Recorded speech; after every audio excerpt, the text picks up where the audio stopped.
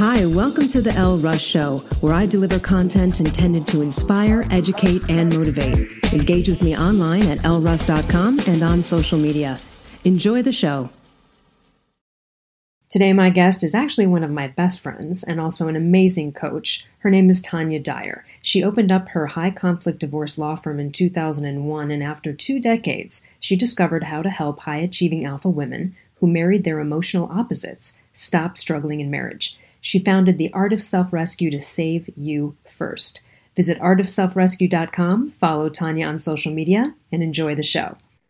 Hello, Tanya. Welcome to the show. Thank you for having me. If the audience doesn't already know, Tanya is one of my best friends in the entire world. So we do get to talk a lot more than this, but we met on an interview, me interviewing her several years ago for the Women's Empowerment Project, a bunch of free videos still on YouTube. And we're both coaches. And now you are in Australia. You have moved to the other side of the world. But one of the things that is so unique about you, and I think what people love about you, is the way that you share with the world the experience of being an alpha and all of the ins and outs and caveats and nuances of what that means in terms of how we can help ourselves, right? Uncoached alpha is not a good thing.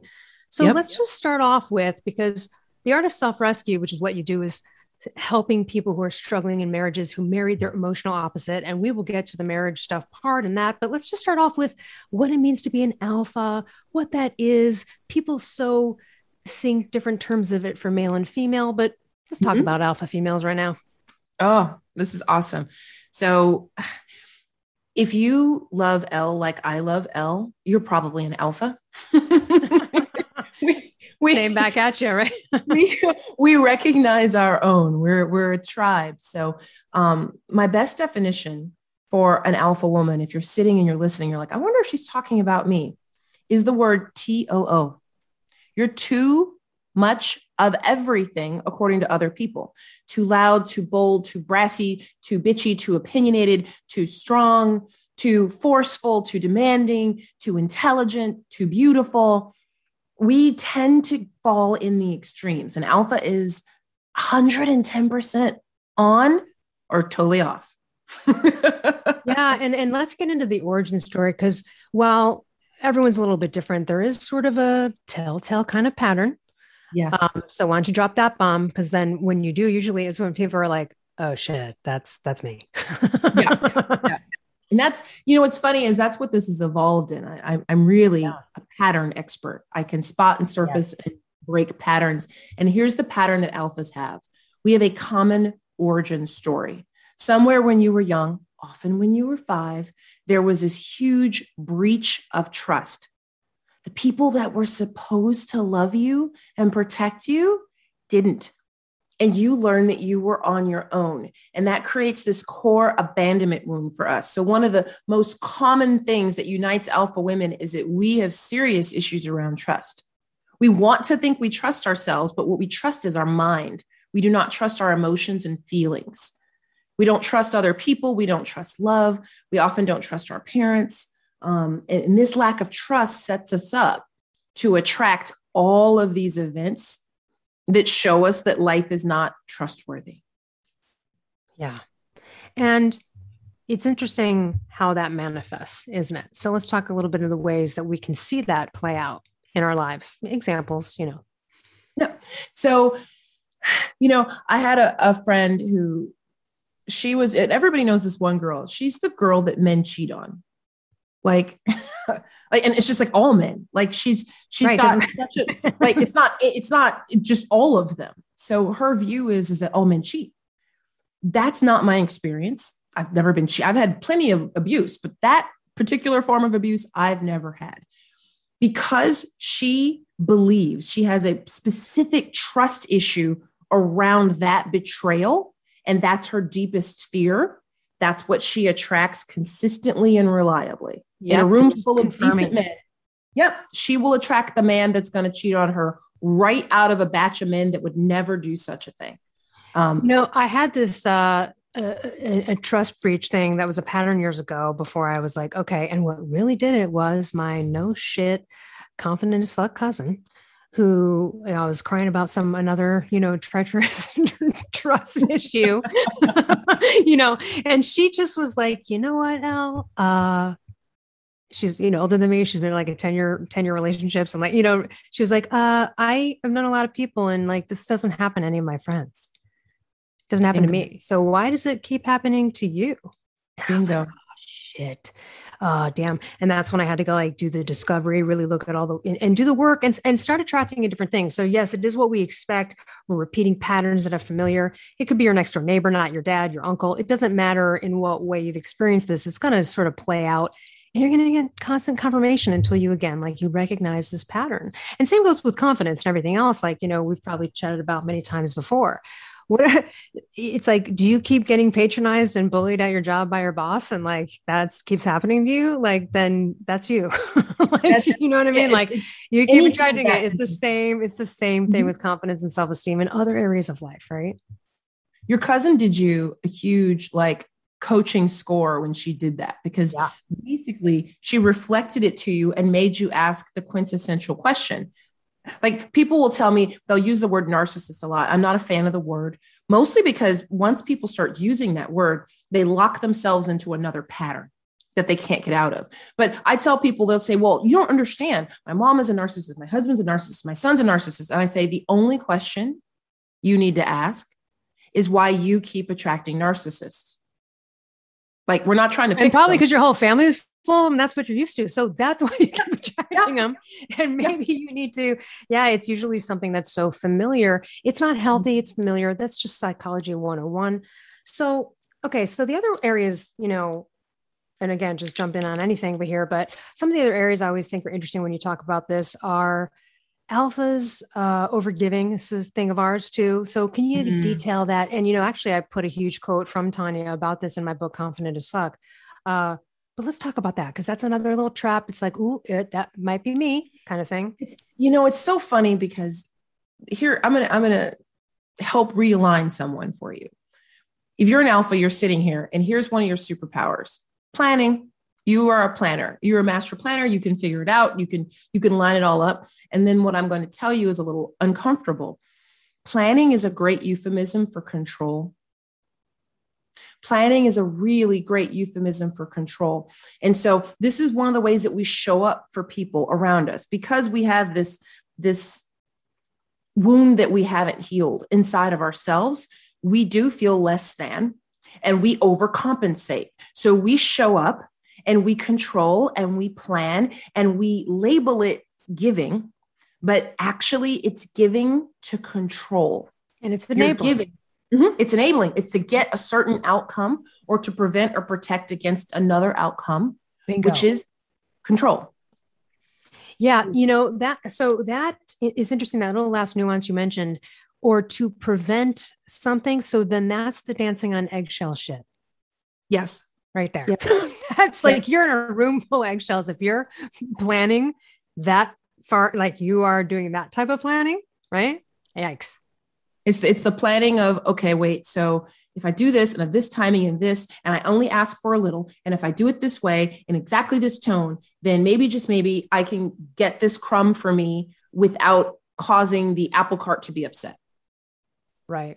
And not that what I'm about to mention now is anything specifically to do with alphas, but since we're in the topic of relationships, just talking about that, let's talk about crumbs and accepting crumbs. Yeah. Yeah. It's not right.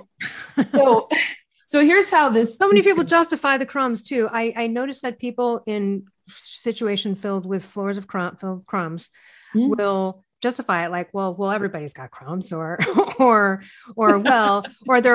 like, well, there's not crumbs all the time. It's like, right, but is there crumbs 80-90% of the time? Like, you know what I'm saying? So if you get enough crumbs, you can kind of push them together to make a sandwich. You just kind of right. Maybe I'll some water on those and just make it like a loaf of bread. But no. So here's a lovely logical explanation that alphas can follow. The way this works, the deep way this works, is that I'm going to say something, just let it land, everybody. You're needy. An uncoached alpha is needy because in our origin, in our family of origin, in a time when our needs should have been met, they were not. And those needs that have been unmet have been carried inside of you for decades. So what you do in your alpha is you show up and you suppress that and you pretend that you are independent, you don't need anything and you got it and you don't ask for help. So this is where the crumb thing comes in. You get into relationship and you're say the scale of needs is 1 to 10. Well, your needs are like a 9 or a 10, but you ask for a 1 or a 2. You literally ask for the crumbs because you're scared someone will realize how great your needs actually are and leave you. That's an interesting perspective. That's where the crumb. So it's kind of funny because the reason that alphas aren't as sensitive about crumb taking is because they don't view it as I'm sitting here and someone gave me crumbs. We're literally asking for crumbs. We're not asking for our needs at the level they actually are. We suppress them down way, way tiny, as small as we can. Like a photo file that we compress down to where it's pixelated. And then we ask for that. And here is where this is $1 million understanding. If you're listening to this, if you can get this, this changes your life. The mates that you attract, you have attracted specifically so they can say no to your crumb request. And this offends your head because you're thinking, I only asked for a crumb. I just wanted some fucking crumbs. Like, you just won't even give me crumbs. Yeah. Mm-hmm. He just won't even give me crumbs. And the reason he won't give you crumbs is because the universe is trying to wake you up and go, hey, you're lying about your needs, right? Crumbs are not what you need. And you keep asking. If you were to be with a mate who actually gave you what you asked for, you would never discover that you were starving yourself. You would just have the resentment. You would just have the unhappiness. You would just gain the weight. You would just get disconnected. You would get more controlling and bitchier because you're really starving yourself, but the person's meeting your crumb request. The reason the universe sends relationships to deny even that tiny bit is because they want to wake you up to the fact that you're lying. Yeah. And, so let's get into speaking up because obviously that's my jam. If anything, I've had to tone down this. I'd be like, I had to refrain to refine that. And still I'm guilty of occasionally. But, here's the thing. Speaking up is very important. You have to choose your battles wisely. Obviously, I talk about this in my book so much. But one of the things that's interesting, and this goes sort of for anything, but usually in relationships when I'm like coaching clients or whether it's family members, people are always afraid and assume and think that somehow their request or speaking up has to be delivered in a way that would somehow offend or accuse the person. It doesn't have to be done that way. I think I've noticed people are a little bit hesitant initially because they feel like it has to be a contentious or they're assuming it's going to be a negative thing. I'll give a brief example. Someone I knew was going through like their love of their life dog died, their partner of many, many years. They just felt they were needy. They needed extra attention, loves, whatever. And they were complaining about the fact that their person wasn't doing this and they were just kind of souring on them. And I'm like, well, did you mention that you were bummed out and extra emotional and needed some extra loves and snuggles and stuff? She was like, no. And I go, so you just blamed him for not reading your mind, And I said, well, you could just approach them now. And as a request, like, hey, honey, like I'm hating it, like, oh, so-and-so died, like bummed, I'm just feeling so needy. I just need I'm going to be extra sappy lately. I'm going to need like snuggles. Can you just pour it on? I don't care. I need, whatever you need to do. It doesn't have to be delivered in hey, notice you're not fucking giving me enough hugs over here. Have you noticed I've been crying every night? Sometimes men are very confused about what it is that you need. They don't know. And again, anybody, right? Just anybody, be clear, clarify your life. So it's really important to speak up. And I know, and here's the thing too, it's like I'm an alpha and I've spoken up every area in my life, except for the area of personal relationships, which was that last piece of me becoming confident as fuck and sort of how I closed out that 180 there.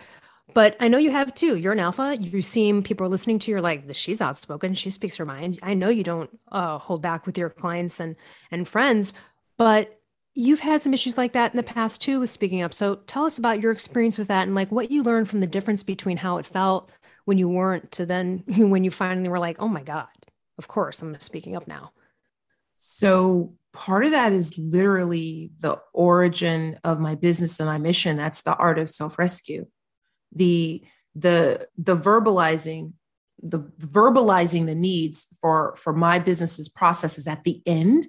But the very first part is what I needed to learn to do, which was to validate my own needs myself. And I find that most alphas tend to be stuck in external validation, like most people. You're looking for somebody else to say what you need or want is okay. And again, that's connected to that. Your needs are actually way higher than you'll allow them to be, than you'll speak to, than you'll ask for. So you actually have to validate those needs yourself. So what I found, in my struggles in marriages and relationships was I wanted this love to come from my husband that I wasn't giving to myself. I wanted him to treat me with this kindness and this cherishing and this gentleness that I wasn't giving myself. I was ruthless with my own needs. I was caustic about my own emotions. I was so used to shoving all of my shit down that when it comes up, now to speak to your point, you said people believe that having that conversation has to be caustic or difficult. When you shove all of your stuff down for your life, the only time it comes up is usually in anger. Yep. So people associate speaking their truth with a blow up, with a meltdown, with anger. And I love that you help people really with that journey to speak your truth without rancor, to speak it. And I teach people this in the art of self-rescue. It said, eventually you have to speak your needs out of self-love, not out of an attempt to correct the other person. And that made all the difference. Yes. All the difference for me. Yes. It's not correcting. It's just asking for what you want. There is such a different vibration. Mm-hmm. It's the difference between competing to be the best or competing against someone in the same race. It's like, right? Just that little nuance. And nobody wants to be corrected. Nobody wants to be told that they're wrong. So a request coming from your love is different from the observation of, had you not noticed my dog died? Like when were you going to show up? Right. Like what kind of horrible human being are you that you didn't even get that this is what I needed during this time? It's our dog. Our dog. Right. Yeah. Immediately pointing the finger to you did something wrong. On that note, let's talk about in terms of speaking up. I mean, this is really important. This is why you have a coach, therapist, or whatever, a trusted family member, friend. Please don't keep this stuff inside, guys. You've got to talk to someone about it. And again, trusted family member, coach, it doesn't matter. You and I do it with each other. We also have had coaches because it's about, you got to get it out. You got to get it out to an unbiased source. Sometimes that is a friend. Sometimes you just need a coach. And that's why it's valuable. It feels so good and it's great to sort out. And that's where you have these sort of discoveries we're talking about. A lot of times speaking up is about declaring one's worth when it comes to business and money and things like that. Right. And, I know you and I, let's talk about when you started out being a coach, because first of all, you were a divorce attorney for 20 years. Mm-hmm. And even though you still are technically an attorney, well, let's start with this first, because it's a very brave, bold thing to leave a profession that is such a old standby, great backup, good, right. Steady, that people think like, oh, you can get a job as a lawyer anywhere. What a good skill to have. You can always make money. And then you go into this entrepreneurship, which is the world of the unknown. Right. And I think a lot of people might be wondering, did you have moments where you thought maybe I should go back to it? What were those moments of struggle like where some faith was wavering? So my story might be different from other people's on this. I stayed in divorce law too long.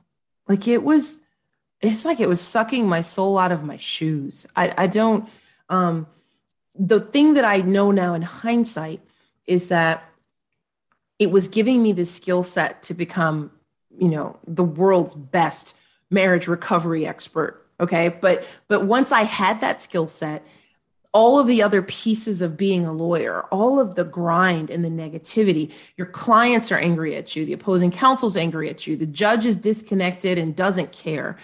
It was just pushing the rock uphill both ways all the time. So when I left, I was so done, so burned out that nothing in me wanted to go back. If I would have gone back, I would not have actually gone back into my mastery, which was family law. I literally, so my moments were like, if I was going to do something to return to law, it's like, oh my gosh, personal injury law, I could fall off a log and do a personal injury case. Right. It's like this is because it doesn't have the same kind of pull and emotions where everybody has their entrenched view. Nobody wants to shift. Everybody wants to make everybody else wrong, and nobody wants to pay for anything. That's like family law in a little sack. Yeah. So I guess that was an easy breakup. It was easy. I didn't ever want to go back. And the funny thing, actually, the real evolution, Elle, is that it's not that I want to go back, but I now know I could. I have literally grown enough now that I now know that I'm such a different person in such a different energy that I could literally go back and practice family law, and I would attract different clients, different experiences, and a completely different. I so had my struggle pattern in place, my default struggle pattern that alphas have, that I was constantly attracting David and Goliath cases, good and evil, and darkness and light. And I was constantly fighting with not enough time and not enough resources and no money. Really, really, I mean, just people fighting over a dining room fucking table and like a Coleman's camping lamp and shit. You had some, like, tell us about some of the ridiculous. Yeah, there's some stupid in there. Yeah, the people fighting. We did this whole entire divorce, and we got to the end of it, and they fought over everything, and it was exhausting. And this is where I'm beginning to learn that it's not about the stuff. This is they're mad at each other. They're mad that their life didn't turn out the way they wanted, and they blame the other person. And they get to the end of this horribly expensive divorce. There's children involved. Everybody's traumatized. And literally what we have left is the camping lantern. We're talking like a $79 Coleman camping lantern. And they started to fight over that. And I was like, oh, I got this. I just went to Walmart and bought another one. And then, because I'm young and didn't realize it, then they wanted to argue over who should get the new one. Of course, yeah, right. It's not about the fucking lamp. Like, it has nothing to do with this lamp. It wasn't the lantern. It wasn't the lantern. Yeah. That's just so hilarious and so representative of what we're talking about. And struggle is suspicious. Absolutely. You and I have been through it. Again, it's a familiar pattern that almost can become addictive to the dopamine hits that you could get during the ups and downs of a struggle. So that can be part of it. And again, just related to like a familiar pattern growing up, let's say. And it doesn't matter if it's struggle with money or struggle with this or struggle with career or whatever the struggle is. So struggle is freaking suspicious. If that's the only thing you walk away from today out there, that's something to always look at if you're struggling. Let's get into that. Yeah, that's my master teaching. I remember the moment when it just hit me. I was like, wait a second. Struggle is actually suspicious. It is the exact opposite of what life teaches us and what we tend to believe as alphas. Because life teaches you that if it's worthwhile, you have to work hard. You have to super invest. You have to, in essence, struggle for it. And if you watch all the movies, the love movies, what do they always do? They have this big epic struggle.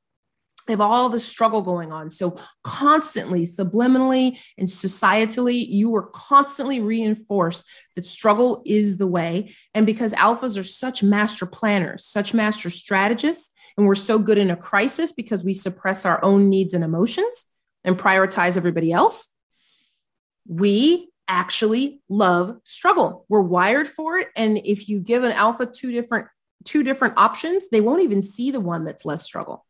And once the struggle hits, you literally will lean back and you'll go, oh, okay, here's the problem. I knew there was one. And then you handle it. And that's bad. It's not good. It's almost like it's suspicious. Struggle is shady. Struggle. But, I think the worst example I've seen, and this is, I think, why I want to bring it up, because, for example, and I've brought this up before in other contexts, my friend's father, who's, almost 90 now or whatever, this guy's worth like that, probably definitely over 50 million, but something like that. And now people would be like, oh my God, that's amazing. No, the guy's never enjoyed a penny of it. Not once. He's Yeah. struggling, just busting his ass like he did when he was broke as shit. There's no difference in this guy's life. He's 3 all day, like moldy avocados, like leftovers, like just still is struggling. The guy's still struggling. He has not stopped struggling. He's never gone on a vacation, never bought anything nice, lived in a dilapidated, multi-million-dollar house in Hollywood that was just like being like a disaster in the neighborhood, totally like classless. This guy's worth all this money. And so that's just so exemplary of like that addiction to struggle and how deep it can go, and you don't even see it. And meanwhile, around you, you've created everything to not struggle, and you can't even enjoy the not struggle because you're still fucking struggling. No, because you attach your self-worth with my particular pattern that I had to overcome with this, I call the triumphant overcoming of struggle. So what that meant was I didn't feel good until I had vanquished something. Well, this person wasn't going to give me the deal and I got them to give me the deal. And this judge wasn't listening to my client and I got the court case on the calendar anyway. And this person set this with an impossible deadline, but I stayed up all night. I needed that. Mm-hmm. That was the addiction. I needed there to be a problem so that I could solve it, so I could reach around, pat myself on my own back, and call myself a hero. And that is incompatible with having a happy relationship or marriage, because you're going to attract a person who does what I call the roller coaster of doom. In the roller coaster, you're on the thing and it's going up and it's like, and you're like, oh, this is good. This is good. This is good. And then you're like, because you go all the way down. But then you go, oh, but now we're going up again. Those roller coaster relationships come from your addiction to struggle. Yep. They are the ups and downs of almost anything, right? So if there's this kind of struggle going on in any kind of relationships, friendships, let's talk about that for a second. You told a story once on an interview. It might've been the Terry Cole interview. You told it to me before. We love each other. We have an amazing friendship. And this is so important, to surround yourself with people who love you as you're on the journey to self-development and self-improvement. Yes. Business, life, romance, doesn't matter what it is. And, it's like ancient philosophy quote, something like, you keep company only with people who uplift you and whose presence calls for your best, right? Of course, yes, we want to choose that in our romantic partner, but even if you start at the friendship level, stop. I guess it would be start to clear up that yuck energy that is around you that's not within a romance thing, to help that, but also just, you've got to look at your life. You talked about having a friend you realized that day where you had a miscarriage. You want to tell that story? Very interesting about the kind of friends you used to attract. These are, people wouldn't even think these were real stories. Like, no, this one is unbelievable. Yeah, you got to tell these because these are really great. It wouldn't be a real story. And so your patterns are stable is what I need you to know, Alpha. If you look back, my main teaching I want you to get is it is the pattern, not the people. So here I was, I had a best friend that I met in college, my junior year in college. We lived in the same basement in this horrible place and we bonded and, we moved on in life, but we stayed friends.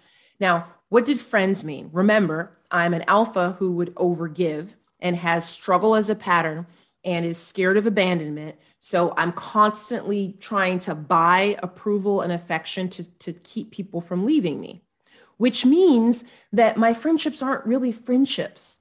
They're more like protectorates. So I have one of these protectorates around this particular friend.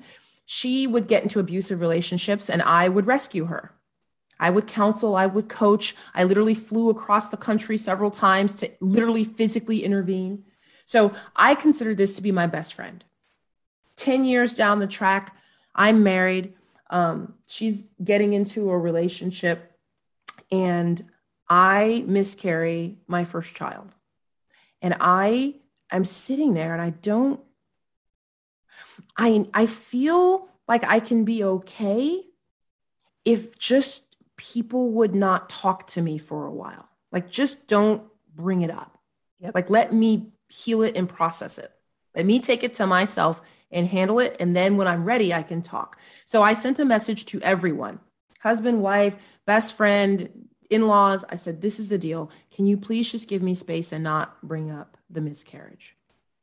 Every single person did exactly what I asked, except for my best friend.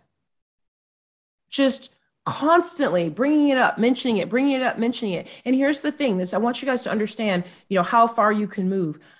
It didn't even occur to me to get upset with her about that. Mm. Ooh, it didn't that occur to bums me out right now.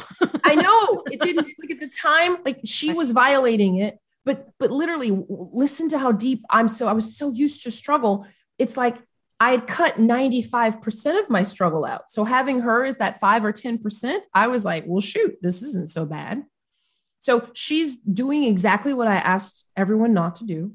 And I'm not even objecting. Oh, she was such a crumb. Yeah. Oh my gosh. She was like a crumb of a crumb. Like she wasn't even Cheeto dust.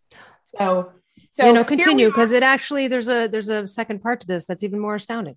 No, it gets worse. Well, and let me tell you why it had to get worse. So people listening, I hope you're not driving, because you just because you're appalled right now. They're like, and this woman is like, yes, everyone's appalled at this. Because I came out of this. So if you're sitting here thinking, well, she's just fine because I wasn't always this way. I made myself. So here I am in this situation where it's not even occurring to me to protect myself. And the universe is like, Tanya, we did this to show you something. And I'm like, no, I'm good. They're like, no, we want you to see that you're letting yourself be treated poorly and that this is not a real friendship. I'm like, no, I think it's fine. So they stepped it up. So the next thing that happens is I get a nasty gram. I get an email written from her, and it was a long email. It was detailed, explaining to me what a bad friend I am because she has had the flu for the last several days and has felt very poorly. Okay. And I have not taken time out of my recovery from my miscarriage to check on her.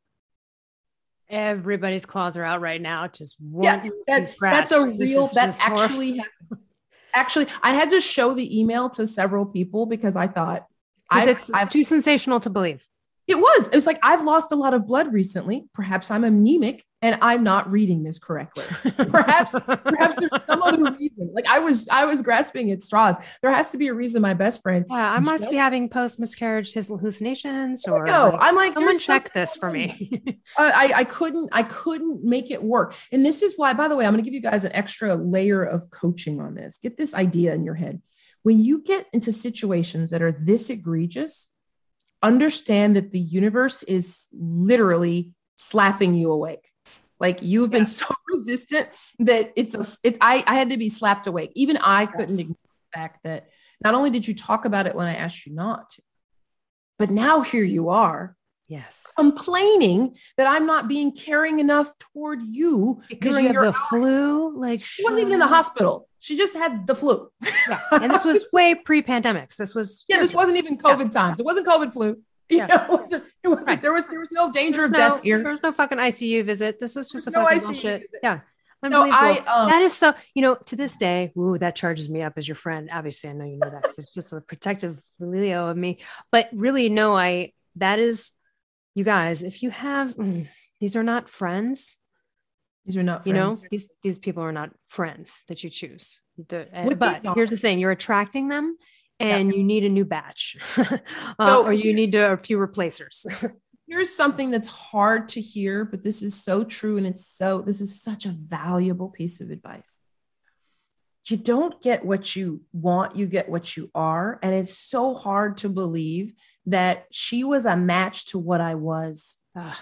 She was a match to how little I cared for myself, to how little I put forth my needs, to how many crumbs I was willing to take and ask for. So when you're meeting people like this, when you're looking at your patterns, and that's what I recommend you do, you will find that if you attracted someone out of a certain stage of your life, they're from that pattern. Yeah. And they can grow, they can up level with you if you grow first, but they may not. You may have to look at, and Elle's a good person to use as a resource for this. You may have to look at letting some people go, because as you learn to love yourself, as you learn to decide, my main teaching, struggle is suspicious.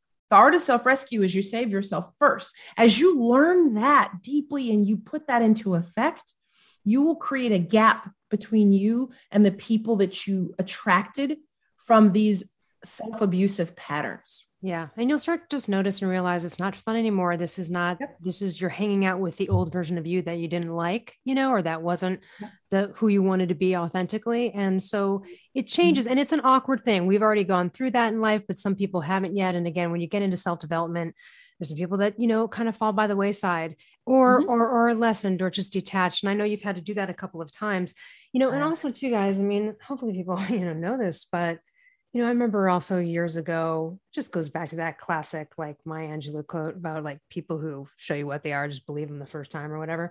Yeah. But, I had a friend many years, decades ago in college who awesome for like fun, joked around, like, but I saw that they kind of like fucked people over, a bit here and there in ways that weren't like too horrible, but like subtle, just again, not holding commitments or then speaking badly behind like little gossip. I don't know. Just, I started to be like, but I had this thing like, oh, well, no, I'm a special friend because they come into my house for Thanksgiving or they know my family or like, you think it's not going to happen to you. Mm-hmm. This whole concept, right? If you see behavior in someone that you don't like, that they're displaying to the outside world or their friends and family, it's coming for you. It's coming for you at some point. If that person doesn't change. So that has happened before too. That's another sort of red flag to look out for because I felt almost immune to that. And then of course it happened to me. Of course, that's why I'm not friends. This was years ago, but I look back on that and I go, oh, no. I saw that. I just didn't think, I thought I was special. They weren't as good as friends as me. I was different. I was a special friend. Do you know that this is the abuse pattern? So I've had a guy back in law school relationship that tried to kill me. And the way that an abuser will pick you is they will put you on a pedestal. They reinforce that empty, needy, throbbing desire to feel special and safe.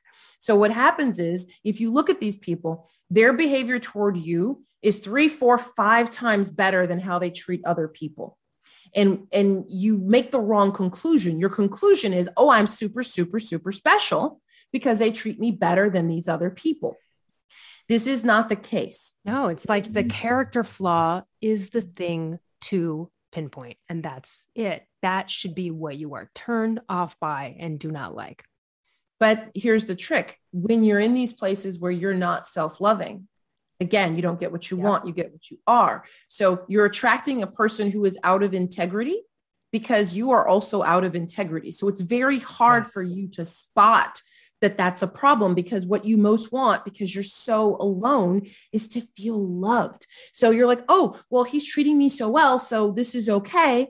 And what will happen is once you cross him, once you get not fresh and new, whatever it is you do, at some point, the balance will shift. And not only will they not treat you the way they treat everybody, they'll treat you worse. So if they treat an average person poorly, once you've offended the abuser, they'll actually treat you worse than that. So you will fall a very long way off your pedestal.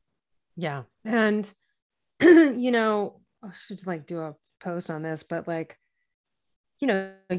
your gut always overrides serendipity or overrides your vision board. Your gut always overrides your vision board. That's my post. I'm gonna do. Yeah. And this is kind of also with when you feel that feeling towards someone, you've manifested an experience or things feel like all lined up or whatever, it doesn't matter. Or the beginning was so good though. Right. Oof, that's a rough one. Right. That false sense of hope for what it was versus what it is or has been. And that's sort of like this awful trick we play on ourselves, but it's a crumb thing. And we need to recognize that just in friendships too, I mean, it's everywhere. It's something that I feel like go ahead. You do one thing the way you do everything. So please understand that your patterns are stable and consistent.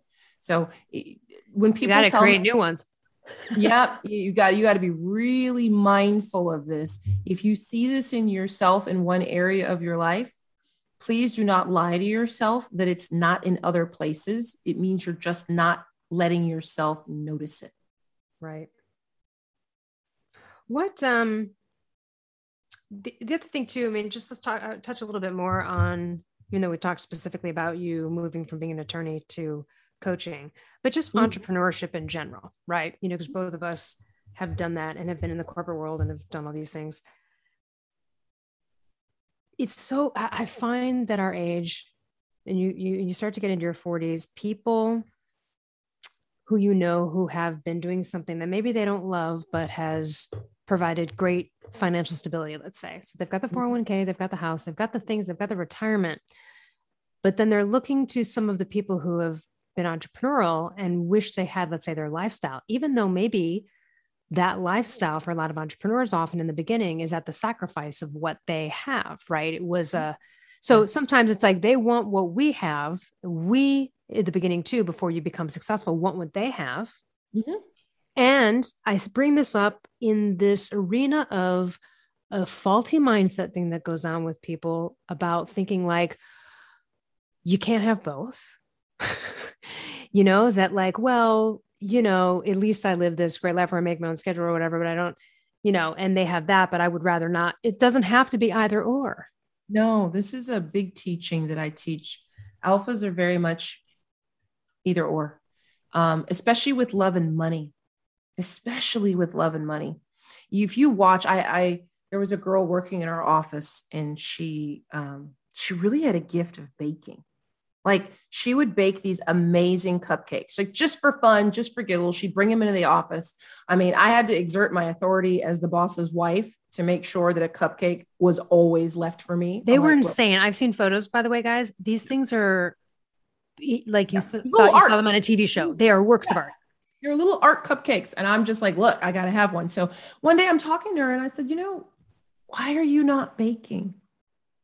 And she goes, immediately, her immediate answer was, but I love baking. And I said, okay, so why are you not baking? And then she went on to talk about, well, she didn't think she could make money at it and all of these things. But what it really came out was that when she would do something that she loved, it would implode and she wouldn't make money. So she decided, she was also a hairdresser and she loved that, but then that imploded. So she was working an office job that didn't suit her to make money. And then she would swirl her passion into these little off side hours.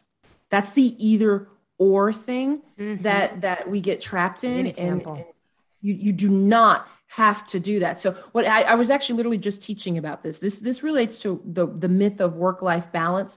People are teaching you, there's two factions. There's one faction telling you, go get work-life balance, which is a myth. And I'll explain that in a second. And then the other faction is woo, okay, you can have it all, have it all, have it all, have it all. And you have to sacrifice and have it all. Both of those are wrong. You actually don't have to sacrifice to have what you love. You don't have to sacrifice to have love and money. And in fact, if you do, you won't be able to hold it because sacrifice is fear-based and fear will repel the love and will dry up the money. So it's so important that your mindset shift on, wait a second, I want to do this out of love. What is it you want to do? You want to have children? Have children. You want to have children in a business? Have children in a business. But don't compare yourself to a stay-at-home mom and then label yourself a failure because you don't have time to make the cupcakes for their school play because you have a business. Yeah.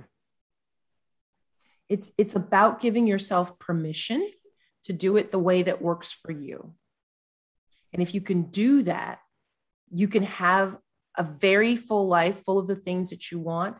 The work-life balance lie that is taught, that is sold, is that if you sacrifice everything and work really super hard, you'll get to this magic static point where everything is in balance.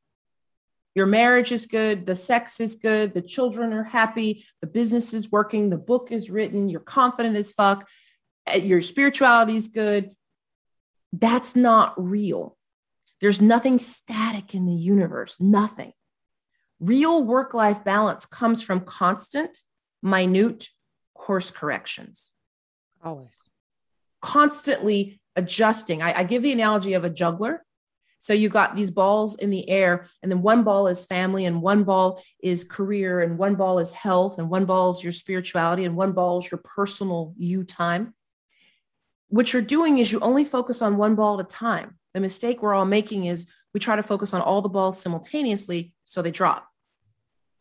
One ball at a time is what a juggler's doing. And while they're doing the one ball, the work ball, the family ball is dropping. The health ball is dropping. And that needs to be okay. Ariana Huffington is not having the best marriage in the world at the exact time that her children are doing the best in the world, at the exact time that her businesses are killing it. Okay, I gotta throw in something here. I'm kind of laughing because you brought up the juggler reference. Got a random juggler story for you. Throw this out. It's so random, guys. But no, this is how. So I live in a beautiful neighborhood in the mountains, and there was this like beautiful, huge home for sale, and years ago, and I was like, oh, like this is in the middle of nowhere. Like it's not gonna be some full house. I would love to go see it. It had an open house, so I went to go see it. It was like a rainy day. No one was there. I was the only one in the house with the realtor. It was great. And she's taking me on a private tour of the house. And I was like, wow, it's pretty crazy. It's like custom built $5 million home. And I was like, what kind of work does the person do who lives here? And she's like, oh, he's like a tech guy. But actually, he and his wife are famous jugglers. Wait, it gets better. He's like, and the reason they're selling the house is because literally, this is verbatim. They adopted 2 Russian kids that are also superstar jugglers, and they're going to devote their life to traveling around the world for their juggling careers. And I was like, oh my God, what? And honestly, here's the thing about this whole story. This is like, okay, we can talk about this forever. There's too many jokes going on. But what I loved about it was I was in the pursuit of being like, oh, this is interesting. I learned about this random niche. Like, oh, when's the last time anyone listening right now has like even thought that this was like, I mean, that's a thing. Yeah. That's a thing. And then also just kind of like talk about how dedicated you adopt kids who are also like, how do you shop for juggler kids? You go to juggler conventions and see who's like available for adoption. I don't know. So fascinating. But anyway, the better question is, do they feel annoyed or competitive when the family dog gets the ball and runs off? Right. Like they don't do dogs that fetch. There's no fetching in their house. That's just not allowed. Dog ruined practice again. We got to start over. Go get the tennis balls. Yeah. But the juggler reference, and I like to use the reference of actually stand-up paddling. One of the things that's really been fun over the years, and not professionally teaching, but, taking people out, everyone wants to learn how to stand up paddle. And so, I have a couple of boards. So I've taken people out, and the board is like a freaking boat. This thing is, like 11 feet. Yeah. 6 inches. So it's stable. This is a floating device, guys. Right. But when people can't stay on it because they're trying to control it instead of let it carry them. So they can't keep their feet still and stable, parallel. They will put weight on either one of the feet. And when that happens, you're over. Does that make sense? Right. You can kind of visualize it. So, it's an interesting thing because it's sort of that go with the flow downstream, like trust, right? Trust this, trust the board. It's got you kind of thing. That I like as well. Anyway, you mentioned juggling, random sport. So is SUP. So I thought I'd throw it. No, my life is richer now that I know. I mean, from a coaching perspective, I just need to call it out. How badass is that? To be like, first of all, to pick children that are completely already aligned with him and his wife's passion. So we don't have any arguments in this family about what are we doing for vacation? We're going to another juggling convention.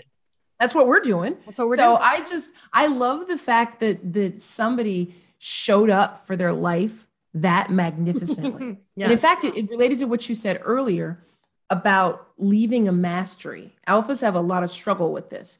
You should become a master of something, and then you don't want to leave it because an alpha's favorite candy in the world is control.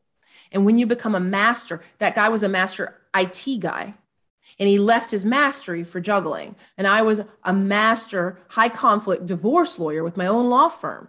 I left my mastery to step into my love, which has now become my greater mastery. But you would never know it at the time. When you're stepping out of your mastery, it's a scary place. It's a scary place. So I want to give the end note on the juggler's house. I don't know that it sold before the fire in 2018, but it did burn down. So when my friend and I walk by it, we refer to it, we're like, because sometimes we like to walk up there and just kind of hang out on the plot of land that's up there, because it's beautiful views. And it is so strange to have been in that house and then now see it nothing. And so we refer to it as jugglers. So we'll be like, hey, you want to meet over at Juggler? So now this is just, this whole story is a reference point for us to meet up for a walk is basically what that is, has become. Hopefully they sold it before, or I don't know. Either way, people lose on that. Both sides lose. What else can we think of in sort of wrapping up? Anything you want to share that comes to mind out of our conversation that would be important for people to know, whether it's on mindset or love or marriage or anything that, is in self-improvement, because you're not just coaching specifically on that. We're both coaching in a broad sense on, right? People's lives, what you're doing, all aspects. Anything that comes to mind you'd like to share? I help alphas in their struggle. So I advertise that I help them in their struggle in their marriage, but we do everything. Like I just did a big VIP, a diamond day with a client yesterday, and we sorted her mother out. We got that handled. Like that's been an issue for decades, and we just got that handled. So what I would tell you is, if you're listening to this and you're wondering where to start with noticing how often you cut off your own feelings, how your head is in charge of auditing them, processing them, determining which one can be put forth as a crumb and which one is too much. That process is abusive. And when you keep doing that self-abusive thing, you have victim energy. And the way the universe is set up is, if you have victim energy, which is continuing from where you started as a child, someone did something to you that created that victim in you. That's how you continued it. And victims always attract abusers. So the thing I would tell you guys is reach out. You can find me, artistselfrescue.com/origins, if you want to know what an alpha's origins are like. But the thing you really want to focus on is that you've got to get that victim energy shifted, because otherwise you'll keep attracting people, events, places, and situations that abuse you. Yeah. I love it. Love you. Thank you so much. And of course, Tanya agreed to be on a couple of times throughout the year and sort of jump on and hang out and talk about different topics. So she'll be back. Thank you so much. And we'll put everything in the show notes to connect with her. I love you. Thank you so much for sharing your wonderful wisdom with us. And for everyone else, we'll see you next time. Thank you, Elle. Hey listeners, over the years, a ton of companies have approached me to collaborate, but I will only promote companies whose products I believe in and that I actually use and consume on a regular basis. So let me tell you about some of my favorite companies that I can offer you discounts for. Rep Provisions, an amazing company doing incredible things for our planet, topsoil, and animals with regenerative agriculture. And it's my #1 source for quality pasture-raised meat and chicken. Visit repprovisions.com and use code L15 for 15% off. I'm also obsessed with a company called Carnivore Crisps. They make a lean, all-natural, and delicious alternative to conventional snacking, made with just real meat and real salt. Totally addictive, and my favorite ones are the beef brisket and the ribeye. Visit carnivorecrisps.com and use code PALEO10 for 10% off. I also love and regularly use Paleo Valley products. They make amazing supplements and delicious paleo products. I use the superfood greens powder, grass-fed beef sticks, the organ complex, and their bone broth bars. I love the lemon and apple. I also use their essential C complex and more. Visit paleovalley.com/promos/Elle Russ for 15% off.